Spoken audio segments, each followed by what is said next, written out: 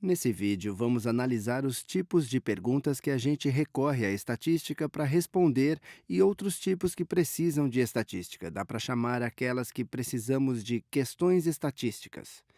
Questões estatísticas. Vou circular as questões estatísticas de amarelo. Pause o vídeo e tente descobrir sozinho. Leia essas questões e pense se precisa ou não da estatística para responder. Pense se são ou não questões estatísticas. Imagino que tenha tentado. Agora vamos ver juntos.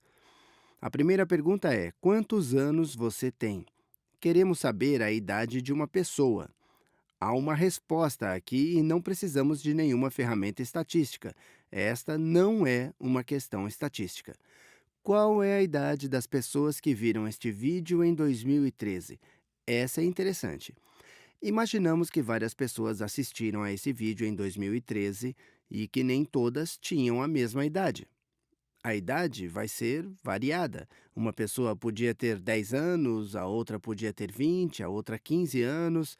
Qual é a nossa resposta, então? Informamos todas as idades?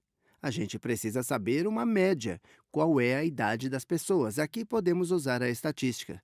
Queremos achar uma tendência central, uma média, uma idade mediana. Sem dúvida, esta é uma questão estatística. E você deve ter notado um padrão. A primeira questão pergunta sobre uma pessoa em particular. Só há uma resposta, não há variáveis na resposta. A segunda pergunta é sobre muitas pessoas e as respostas variam. Nem todo mundo tem a mesma idade. Vamos precisar da estatística para descobrir traços desse conjunto e chegar a conclusões.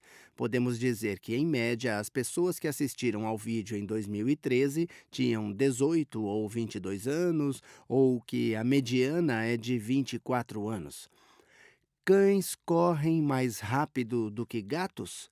De novo, tem muitos cães e muitos gatos, e todos correm em velocidades diferentes. Alguns cães correm mais que alguns gatos e alguns gatos correm mais que alguns cães. Precisamos da estatística para saber no geral, ou em média, a velocidade dos cães e também, em média, a velocidade dos gatos.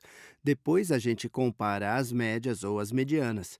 Essa também é uma questão estatística. Mais uma vez, falamos no geral de toda a espécie dos cães contra a dos gatos. E há variações na velocidade de diferentes cães e diferentes gatos. Se estivéssemos falando de um cão ou de um gato em particular, só haveria uma resposta.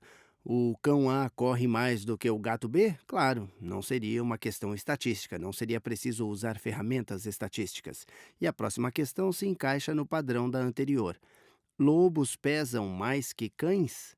De novo, há cães muito leves e lobos muito pesados. Esses lobos vão pesar mais do que esses cães, mas há cães muito pesados. E, como temos variáveis, tentamos achar uma tendência central. Qual é o peso médio de um lobo? Vamos comparar ao peso médio de um cão.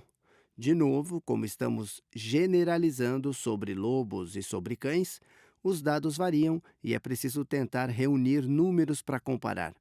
Esta é uma questão estatística.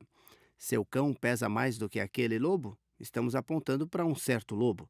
Agora comparamos um certo cão com um certo lobo. Podemos colocar numa balança e achar a resposta absoluta. O peso do cão não varia no momento da pesagem, nem o peso do lobo varia no momento da pesagem.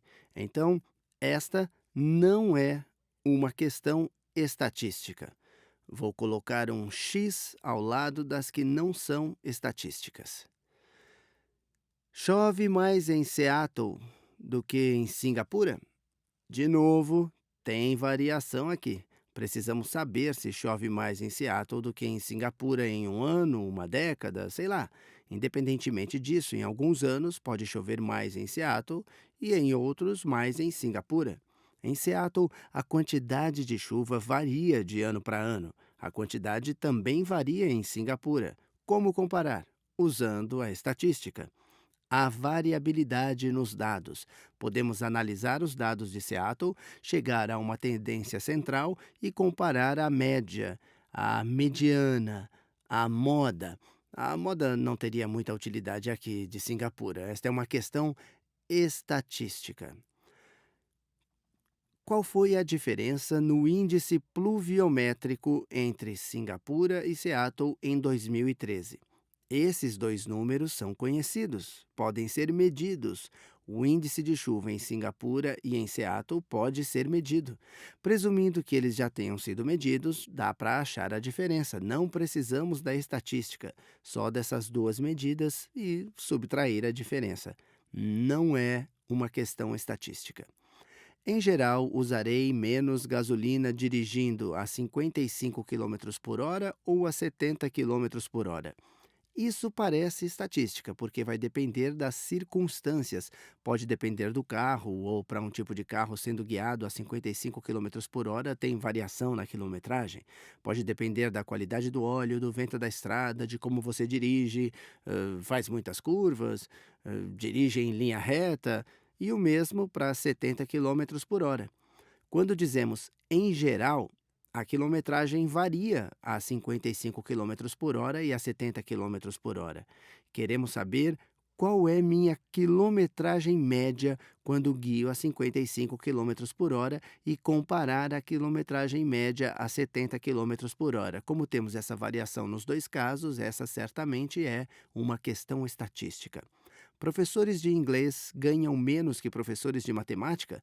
De novo, nem todos os professores de inglês ganham a mesma coisa, nem todos os de matemática ganham a mesma coisa.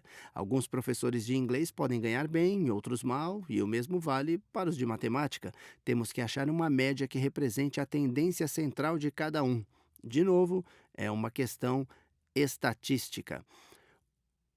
O professor de inglês mais bem pago de Harvard ganha mais do que o professor de matemática mais bem pago no MIT? Podemos descobrir quanto cada uma delas ganha, principalmente se for um dado ano. Vamos incluir isto. Em 2013, para remover as possíveis variáveis de ano para ano e ficar mais concreto, se fosse o professor de inglês mais bem pago de Harvard ganha mais do que o professor de matemática mais bem pago do MIT em 2013, então a gente teria um número absoluto para cada pessoa e a gente poderia comparar diretamente. Quando falamos de um dado ano, de um determinado ano, de uma pessoa específica, não é uma questão estatística.